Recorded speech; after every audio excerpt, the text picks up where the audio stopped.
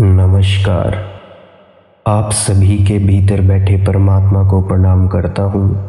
राधा स्वामी जी। आज के सत्संग का विषय है कि हम 9 द्वारों में से ख्याल निकालकर आँखों के पीछे इकट्ठा क्यों करें और इससे क्या होगा। आज का सत्संग बहुत ही ज़्यादा महत्वपूर्ण है और इस सत्संग को अंत तक ज़रूर सुनिएगा, नहीं तो आपको समझ में नहीं आएगा। आज हम वाणी ले रहे हैं गुरु अमरदास जी की। नौदर ठाके तावत रहाए, 10वें निज कर वासा पाए। उथै अनहद शब्द बजै दिन राती, गुरमती शब्द सुनावणिया। यह तीसरी पातशाही गुरु अमरदास जी की वाणी है। वे हमें समझाते हैं कि हम 9 द्वारों में से ख्याल को निकालकर आँखों के पीछे इकट्ठा करें। उस नुक्ते पर क्या होता है? उस नुक्ते पर हर एक के अंदर वह अनहद शब्द दिन रात बजता है। हम सो जाते हैं, वह शब्द तब भी हमारे अंदर दिन रात धुनकारें देता रहता है। लेकिन जब हम उस नुक्ते पर ही नहीं पहुंचते जहां दाता दात दे रहा है, नाम रूपी बख्शिश कर रहा है, जहां अमृत से भरा नाम बरस रहा है, हम उस अमृत को नहीं पी सकते, ना ही हम उसके प्रकाश को देख सकते हैं और धुनकार धुनों को ही नहीं सुन सकते हैं। गुरु अमरदास जी का कथन है, 9 दरवाज नमे दर फीके, रस अमृत 10वें चुवीजे। गुरु रामदास जी भी समझाते हैं कि आंखों के नीचे नीचे तो सिर्फ इंद्रियों के भोग हैं, विषय विकारों, शराबों, कबाबों की लज्जतें हैं। वे समझाते हैं, अगर तू रस से भरे हुए अमृत को पीना चाहता है तो वह तेरी आंखों के पीछे बरस रहा है। उस नाम को ही गुरु साहिब जी अमृत कहकर याद करते हैं। गुरु रामदास जी कहते हैं, हर हर नाम अमृत रस मीठा। वह नाम ही अमृत है और उसकी लज्जत बहुत ही मीठी है। मीठी इसीलिए कहते हैं कि अभी जो बेटे बेटियों के प्यार मीठे लगते हैं, कौमों मजहबों मुल्कों के झगड़े या मान बढ़ाई मीठी लगती है, शराबों कबाबों की लज्जतें मीठी लगती हैं, ये सब फीकी लगनी शुरू हो जाएंगी। जिसे हीरे जवाहरात मिल जाएं, वह क्या कौडियों के पीछे दर दर ठोकरें खाएगा। लड़कियां गुड़ियों के साथ तब तक खेलती हैं जब तक उनकी शादी नहीं होती। ये हमारा मंजू रचना के मोहया प्यार में फंसा हुआ है, इंद्रियों के भोगों का गुलाम बना बैठा है। जब आंखों के पीछे आने पर इसे इन भोगों से ऊंची और निर्मल लज्जत मिलने लग जाती है तो इसके अंदर से अपने आप इनका मोह निकल जाता है। यह उस अमृत में, उस प्रकाश में, उस धुनकार धुनों में लीन हो जाता है। उस शब्द का लगाव अपने आप हमें दुनिया से उचाट और उदास कर देता है। Detachment never creates attachment, attachment creates detachment. प्रेम ही हमारे अंदर त्याग पैदा करता है, त्याग कभी हमारे अंदर प्रेम नहीं करता पैदा। गुरु अमरदास जी कहते हैं, गुर शब्दी सची लिव लाए। जब गुरुमुखों के जरिए तुम शब्द के जरिए उस ख्याल को जोड़ोगे, तुम्हारे अंदर से झूठी दुनिया का झूठा मोह या झूठा प्यार निकल जाएगा, सच्चे परमात्मा का सच्चा प्यार पैदा हो जाएगा। गुरु साहिब कहते हैं कि हम अंदर उस नाम के साथ ख्याल नहीं जोड़ते, इसीलिए हम वहमों भ्रमों में फंसकर दिन रात यहीं भूले फिरते हैं। इन इन भ्रमों से छुटकारा हासिल करने के लिए अंदर शब्द के प्रकाश को देखना है, अंदर शब्द की धुनकार धुनों को सुनना है। इसीलिए गुरु नानक साहिब जी फरमाते हैं, अंतर जोत निरंतर वाणी साचे साहिब सिउ लिवलाई। जब तुम ध्यान को आंखों के पीछे ले आओगे, तुम्हें अंदर ज्योति नजर आएगी। उस ज्योति के अंदर से मीठी और सुरीली आवाज उठ रही है। जो खुशकिस्मत उस ज्योति को देखते हैं, उस वाणी की धुनकार धुनों को सुनते हैं, साचे साहिब सिउ लिवलाई, उनका दुनिया में से मोहया प्यार निकल जाता है, मालिक से मोहया प्यार पैदा हो जाता है। आप जी गुरुद्वारों मंदिरों में जाते हैं, वहाँ ज्योति जलाई जाती है, घंटे और शंख भी बजाए जाते हैं। यह एक तरह की रस्म है जो हमें यह बताने के लिए है कि इस तरह की शंख और घंटे जैसी आवाज़ आंखों के पीछे आ रही है। इस प्रकार की ज्योति आंखों के पीछे जल रही है। यह नकल है, पर वह असल है जो आंखों के पीछे है। इनसे फायदा उठाकर हमें उस असल को ढूंढने की कोशिश करनी है। इनकी पूजा में नहीं लगना, इनकी भक्ति में नहीं लगना। यह ज्योति शंख और घंटे हमारे अंदर शौक पैदा करने के लिए हैं, विरह और तड़प पैदा करने के लिए हैं, ताकि हम अपने अंदर ज्योति के दर्शन करें, अपने अंदर घंटे की आवाज़ सुने। हम अंदर जाने की कोशिश नहीं करते, इन्हीं की पूजा में लग जाते हैं, इन्हें ही माथे टेकने शुरू कर देते हैं। इसीलिए गुरु साहिब जी बड़े प्यार से समझाते हैं कि जब तक उस सच्चे शब्द से ख्याल नहीं जुड़ता, हमारा किसी का जन्म और मरण के दुखों से छुटकारा नहीं हो सकता। ग्रंथ पोथियों, वेदों, शास्त्रों में संत महात्मा उस शब्द या नाम की महिमा करते हैं। उन्हें पढ़ने से साधन और तरीके का पता चलता है, लेकिन ग्रंथ पोथियों, वेद शास्त्रों को पढ़ने से किसी का ख्याल शब्द के साथ नहीं जुड़ता। जो कुछ पढ़ते हैं उस पर अमल करने से ही हमारा ख्याल सच्चे शब्द या नाम से जुड़ता है। टाइम टेबल देखने या सुनने से कभी किसी का रेलगाड़ी का सफ़र तय नहीं हुआ। जानकारी हो जाती है, तरीके का पता चल जाता है कि रेल का सफ़र किस तरह तय करना है। जब तक उस इल्म को अमली जामा नहीं पहनाते, टिकट लेकर रेलगाड़ी में नहीं बैठते, बस में नहीं बैठते, हमारा सफ़र किस तरह तय हो सकता है। डॉक्टर की किताबों में देखें तो उसमें लिखे नुस्खों से जिस्म की बीमारियां नहीं जाती। अगर आप उसको सिर्फ पढ़ोगे, इससे ऐसा कभी कुछ नहीं होता। हमें उन नुस्खों के अनुसार दवाइयों का इस्तेमाल करना है।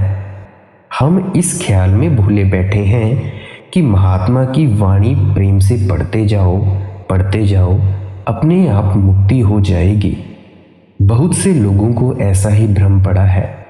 आप देखें, गुरुद्वारों में भाइयों ने 100 हजार पाठ किए।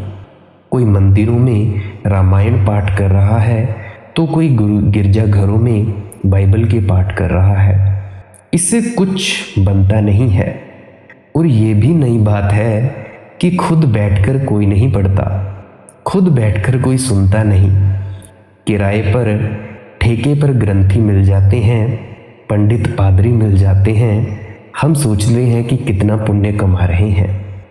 खुद बैठकर पढ़ें, खुद बैठकर महात्मा के वचन सुने, तो हमें अपनी त्रुटियों का पता चलता है, कमजोरियों का पता चले, उन्हें दूर करने का शौक पैदा हो, प्यार पैदा हो, तरीका या साधन पता चले। उस पढ़ने का भी फायदा हो, उस पढ़ाने का भी फायदा हो। हमने तो रस्म बनाई हुई है कि किसी के पढ़ने से ही हम मुक्ति हासिल कर लेंगे। आखिर गुरु नानक साहिब जी बड़ी सुंदर मिसाल देते हैं। कहते हैं, पढ़िए जेते बरस बरस, पढ़िए जेते मास, पढ़िए जेती आरजा पढ़िए जेते सास, नानक लिखे एक गल होर हो मैं चखना चाख। भी कहते हैं कि चाहे तू सारी जिंदगी पढ़ता रहे, सारा महीना सांस सांस के साथ पढ़ता रहे, केवल एक ही चीज तेरे लेखे में लिखी जाएगी कि तेरी सूरत शब्द को पकड़ती है अंदर। अगर तेरी सूरत ही अंदर शब्द को नहीं पकड़ती तो तेरा सारा पढ़ना पढ़ाना ही व्यर्थ चला जाएगा। मेरे कहने का कोई ये मतलब ना लें कि हमें महात्माओं की लिखी हुई वाणी नहीं पढ़नी, जरूर पढ़नी है, लेकिन सोचकर पढ़नी है, समझकर पढ़नी है। हम रोज किसी न किसी महात्मा की वाणी पढ़ते हैं। पढ़ने के बाद हमारा फर्ज खत्म नहीं होता। जो कुछ भी हम पढ़ते हैं उस पर अमल भी करना है। अमल क्या करना है? गुरु साहिब जी आगे बताएंगे कि अपने ख्याल को आंखों के पीछे लाकर अंदर शब्द या नाम के साथ जोड़ना है।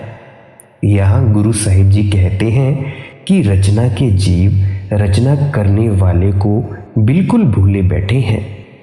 जब तक इनका रचना करने वाले से प्यार पैदा नहीं होता तब तक इनका रचना से छुटकारा नहीं होता, और जब भी रचना करने वाले से इनका प्यार होगा सिर्फ शब्द या नाम की कमाई के जरिए होगा। आगे गुरु अमरदास जी की वाणी है। फरमाते हैं, गुर सेवा ते हर नाम पाइया, बिन सतगुरु कोई ना पावनिया। गुरु साहिब ने जिस नाम की इतनी महिमा की है, जिसे पढ़कर हम जन्म मरण के दुखों से छुटकारा हासिल कर सकते हैं, हमेशा के लिए बादशाह बन सकते हैं, मन में विचार पैदा होता है कि हमारा उस नाम से ख्याल किस तरह जुड़ेगा। आप जी फरमाते हैं, गुर सेवा ते हर नाम पाइया, कि हम सतगुरु की सेवा के जरिए ही उस नाम के साथ ख्याल जोड़ सकते हैं। सतगुरु की सेवा का क्या मतलब? सतगुरु की सेवा का मतलब है कि उनके बताए हुए उपदेश पर चलकर जो रास्ता, जो साधन वे हमें बताते हैं, उसके मुताबिक ख्याल को आंखों के पीछे लाकर ही अंदर शब्द के साथ, उस म्यूजिक के साथ ख्याल हम जोड़ें। सतगुरु की सेवा का कभी ये मतलब नहीं लेना चाहिए कि उन्हें कोई रुपया पैसा देना है, सोना चांदी देना है, जमीन जायदाद उनके नाम करानी है या उनके पैर दबाने हैं। सेवा से मतलब है उनके बताए हुए उपदेश पर चलना। गुरु साहिब ने हमें बाणी में बड़ा डीपली समझाया है कि गुरुमुख या सतगुरु तो सेवक की सुई तक नहीं लेते। अगर लेते हैं तो वे गुरु नहीं हैं या गुरुमुख नहीं है। आप गुरु नानक साहिब जी की बायोग्राफी पढ़ें। अपने हाथों से उन्होंने करतारपुर में खेती की, अपनी परवरिश की, अपने बाल बच्चों की परवरिश की और सारी उम्र साध संगत की सेवा की। उन्हें क्या जरूरत थी खेती करने की, जबकि उनके इतने बड़े बड़े सेवक थे। उन्होंने ये सब कुछ हमें समझाने के लिए, अपनी मिसाल कायम करने के लिए किया। गुरु नानक साहिब जी की वाणी में लिखकर वे गए हैं, गुर पीर सदाए मंगण जाए, ताकै मूल न लगिए पाए, काल खाए किछ हथों दे, नानक राह पछाण से। गुरु साहिब जी बड़ा सुंदर उपदेश करते हैं। वे कहते हैं कि जो गुरु और पीर होकर सिखों सेवकों से मांगते फिरते हैं, उनके पांव पर माथा ही नहीं टेकना है। ऐसे महात्मा की खोज करनी चाहिए, ऐसे महात्मा की संगत और सोहबत करनी चाहिए जो खुद हक हलाल की कमाई करता हो और साध संगत की सेवा करता हो। किसी भी महात्मा की जिंदगी पढ़े। किसी ने दुकानदारी की, किसी ने धनिये का काम किया, किसी ने कपड़ा बुनने का काम किया, किसी ने कपड़ा छापने का काम किया, तो किसी ने नौकरी करके अपना गुजारा किया। महात्मा कभी अपना बोझ संगत पर नहीं डालते, वे उनके आगे जिंदगी की मिसाल रखते हैं। ऐसे महात्मा के उपदेश पर चलकर ही हमारा ख्याल शब्द या नाम के साथ जुड़ सकेगा। साथ ही ये भी कहते हैं, बिन सतगुरु कोय ना पावणिया, कि जितने मर्जी ग्रंथ पोथियां पढ़ लो, अक्ल के जरिए बुद्धि के जरिए खोज कर लो, जिस नाम की आप महिमा करते हैं कभी हमारा ख्याल उस शब्द या नाम के साथ नहीं जुड़ सकता। कोई बताने वाला तो चाहिए कि भाई कैसे जोड़ना है। अगर किसी को यही पता नहीं, कहीं से पढ़ लिया उसने कि भाई नाम ये है, शब्द ये है, उसे यही पता नहीं कि नाम कैसे शुरू होता है, कौन सी विधि है, किस अवस्था में बैठकर शुरू होता है, तो सब पढ़ा पढ़ाया बेकार गया। कोई जिंदा गुरु चाहिए, गुरु छोड़ो, जिंदा मार्गदर्शक चाहिए, जिंदा इंसान चाहिए बताने वाला, जो बताए कि भाई तुम्हें ये करना है और ये नहीं। गुरु अर्जुन देव जी कहते हैं, जिसका गृह तिन दिया ताला, कुंजी गुर सुपाई, अनेक उपाओ करे नहीं पावे, बिन सतगुर सरणाई। गुरु साहिब जी कहते हैं कि भाई जिस परमात्मा ने तुझे पैदा किया है, उसने नाम रूपी दौलत तेरे अंदर तेरे लिए रखकर उनका भेद गुरुमुखों के सुपुर्द कर दिया है, जिसको हम मास्टर्स ऑफ मास्टर भी कहते हैं। वे कहते हैं, तू मन बुद्धि के जरिए, अक्ल के जरिए अपने अंदर ढूंढने की कितनी ही कोशिश करे, कभी कामयाब नहीं हो सकेगा। जब तक तू गुरुमुखों की शरण हासिल नहीं करता, उनके बताए हुए उपदेश पर नहीं चलता, तब तक तू उसे कुछ पता ही नहीं कर सकता है। गुरु साहिब जो गुरुमुख होते हैं, वे घोलकर हमारे अंदर कुछ नहीं डालते। वे तरीका बताते हैं, साधन समझाते हैं, क्योंकि वह दौलत तो हमारे अंदर हमारे लिए मालिक ने रखी ही हुई है। हमें पता नहीं कि हम बाहर मुखी बैठे हैं, कर्म कांडों में फंसे हैं। वे तरीका समझा देते हैं, साधन समझा देते हैं, जिससे फायदा उठाकर हम अपने अंदर ही उस दौलत को हासिल कर लेते हैं। अब देखो, हमारे अंदर जो नॉलेज की ताकत होती है, विद्या की ताकत हर एक के अंदर होती है, लेकिन सोई हुई ही आती है। परंतु जब हम उस्तादों के हुक्म में चलते हैं, रातों को जागते हैं, मेहनत करते हैं, वह सोई हुई ताकत जाग उठती है और हम कितने आलम फाजिल या विद्वान बन जाते हैं। जो स्कूलों कॉलेजों से डरकर भाग जाते हैं, विद्या की ताकत तो उनमें थी, लेकिन वे अनपढ़ ही आते हैं, अनपढ़ ही चले जाते हैं। अब भीखा जी कहते हैं, भीखा भूखा को नहीं, सबकी गठरी लाल, गिरह खोलना जा नहीं, ताते भय कंगाल। मालिक ने दुनिया के अंदर किसी को भूखा नहीं रखा, उसने नाम रूपी लाल हरेक के अंदर रखा हुआ है, लेकिन हमें अंदर जाने के तरीके और साधन का पता नहीं। इसीलिए कभी सरोवरों में स्नान करते फिरते हैं, कभी ग्रंथों पोथियों में ढूंढते फिरते हैं, कभी जंगलों पहाड़ों में ढूंढते फिरते हैं, या और कई तरह की बाहरी खोज में लगे हुए हैं। जब गुरुमुखों के पास जाएंगे, उनकी संगति करेंगे, वे बाहर मुखी साधनों में से ख्याल निकाल देंगे, अंदर जाने का भेद और तरीका समझा देंगे, जिससे हम अंदर ही उस दौलत को पाकर बादशाह बन जाएंगे। गुरु रामदास जी कहते हैं, जीव ओडा कूप गुहज, खिन काढ़ै तीऊ सतगुर बसत लहाइए। पुरानी आबादियों में मिट्टी में दबे हुए कुएं होते हैं। हमें पता नहीं होता कि यहाँ मिट्टी के कुएं दबे हुए हैं।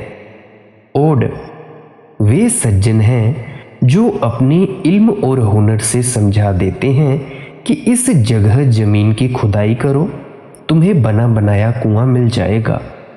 ओड मिट्टी से कुआं दबाकर खबर देने नहीं आते।